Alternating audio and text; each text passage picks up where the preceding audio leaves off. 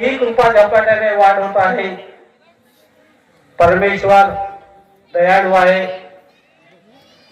आणि बाबांनी सांगितलं तुझे आहे तुझे पासी बरी तू जागा बोललाचे निष्काम कर्मयोग साधण्याकरिता परम पूज्य परमात्मा सेवक मंडळ वर्धमान नगर नागपूरच्या वतीने बाबाच्या आदेशाप्रमाणे मौजा ताळगाव येथे सामूहिक एकतेचे हवन कार्य रविवार दिनांक 4 जानेवारी 2026 ला कार्यक्रमाचे सर पांडुरंगजी शिंदेगण सूर यांच्या निवासस्थानामध्ये एका भगवंताची चर्चा बैठक सुरुवात आहे। या कार्यक्रमामध्ये सृष्टीचे निर्माता शक्तिशाली भगवान बाबा हनुमानजी उपस्थित आहेत। भगवंताला माझा प्रणाम। त्याचप्रमाणे गोरगरीब दुःखी अज्ञानी मानवाला सुखमय जीवन जगण्याकरता प्रेरित करणारे या मार्गाचे संस्थापक आणि आमचे सर्वांचे सद्गुरू महान त्यागी बाबा जोगदंडी उपस्थित आहेत। बाबांना सुद्धा माझा प्रणाम।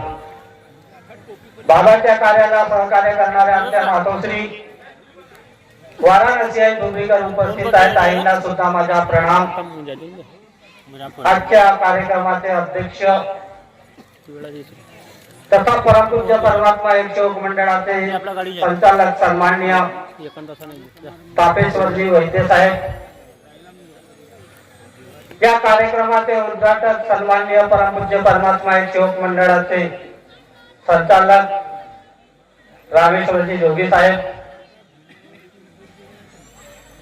ज्यांनी मानव धर्म परिचय पुस्तिका काढली यांचे लेखक बाबांचे सेवक बाळूजी शेळकेजी नागपूर,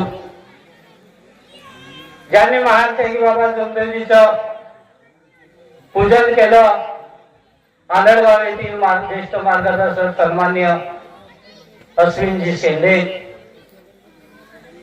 आणि सर्व मार्गदर्शक या गावातील प्रथम नागरिक आणि त्यांचे सहकारी संपूर्ण मंच सर्व सेवक सेविका बाळगोपाळ सर्वांना माझा नमस्कार। बाबाच्या शिकवणीप्रमाणे 4 तत्व 3 शब्द 5 नियम व मानवी जीवनात सेवकावर आलेले अनुभव या विषयावर ही बैठक सुरुवात आहे। या चर्चा बैठकीच्या सूत्रसंचालन महोदयांनी मला बाबाच्या शिकवणीवर आपलं मनोगत व्यक्त करावं म्हटलं। मी त्यांच्या आदेशाचे पालन करून माझ्या बुद्धीने सांगण्याचा प्रयास करत आहे। खरोखरच हा मार्ग ज्या महामानवाने 1921 साली गोळीबार टिमके येथे जन्माला आलेला जो व्यक्ती महामानव 1996 तुमच्या आमच्यामध्ये निघून गेला, त्यावेळेस जेमतेम 9500 कुटुंबाचे सेवक होते आणि या 2026 लाख दस्तक लागलेला आहे। कमीत कमी 76,000च्या सेवकाच्या घरामध्ये पोहोचलेला आहे। बाबांनी सांगितलं या मार्गाची शिकवण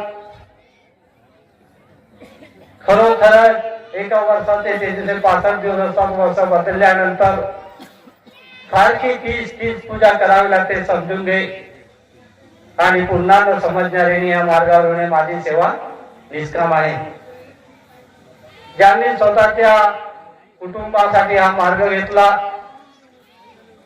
आणि जगाच्या कल्याणात संतांच्या विभूती देह कष्ट झिजवीची परोपकारी या म्हणीप्रमाणे स्वतःच्या कुटुंबातलं दुःख दूर केलं। तुमच्या आमच्यासारख्या गोरगरीब दुःखी अज्ञानी मानवाला जी आपल्याला भगवत कृपेची संधी मिळाली आणि खरा तो एकही धर्म जगाला प्रेम अर्पावे असा तो महामानव आपल्यामधून निघून गेला, तरी ही कृपा झपाट्याने वाढ होत आहे। परमेश्वर दयाळू आहे आणि बाबांनी सांगितलं तुझे आहे तुझे पासी बरी तू जागा बोललाचे। आपण पहिल्या दिवशी भगवंताला दिलेला तो वचन आजही तुमच्या आमच्यामध्ये कायम आहे। ना आपल्याला पहिल्या दिवसाची आठवण असायला पाहिजे. परमात्मा एक आणि मर्यादीय भगवत नाम पर हे दोन तत्व या दुःखी मानवाने त्या परमेश्वराला दिलं. ज्याप्रमाणे या मानवाने कार्य केलं त्याप्रमाणे आपल्याला दुःखदारी दूर करते उद्धार आणि इच्छानुसार भोजन मिळालं. तर आपल्याला कर्म करायचं आहे. मी माझ्या कर्माने चुकल्या कर्माची क्षमा द्या, बाबाचा तो आदेश. आपण म्हणतो मी बाबाच्या आदेशाचा वेळोवेळी पालन करीन. जर आपल्या कुटुंबामध्ये बाबाच्या आदेशाचे पालन होत नसेल तर ही दैवी शक्ती आम्हाला साथ देणार नाही. कारण महान त्यागी बाबा जुमदेजीने एका भगवंताची प्राप्ती केली, तीच प्राप्ती आम्हाला दिली आणि या खेडोपाडी गावीमध्ये ते पोहोचवून दिली. बाबांनी सांगितलं एक चित्त एक लक्ष एक भगवान. पण काही स्वार्थी लोकांनी या मानवाच्या मनात शंका कुशंका निर्माण करून त्याच्या मनात नाना तऱ्हेचे भिन्न भिन्न विचार तयार केले. त्यामुळे त्याचा तो आत्मा कमजोर आणि निस्तेज आणि प्रस्थिती झालेला आहे. तो आत्मा प्रतिदिन येतो, शंका कुशंका नष्ट होतात आणि एक भगवंत सतत या मानवाजवळ राहतो. हा सर्व करण्यासाठी ज्या महामानवाने आपल्याला 4 तत्व 3 शब्द 5 नियम ही 12 अक्षराची बाराखडी दिली.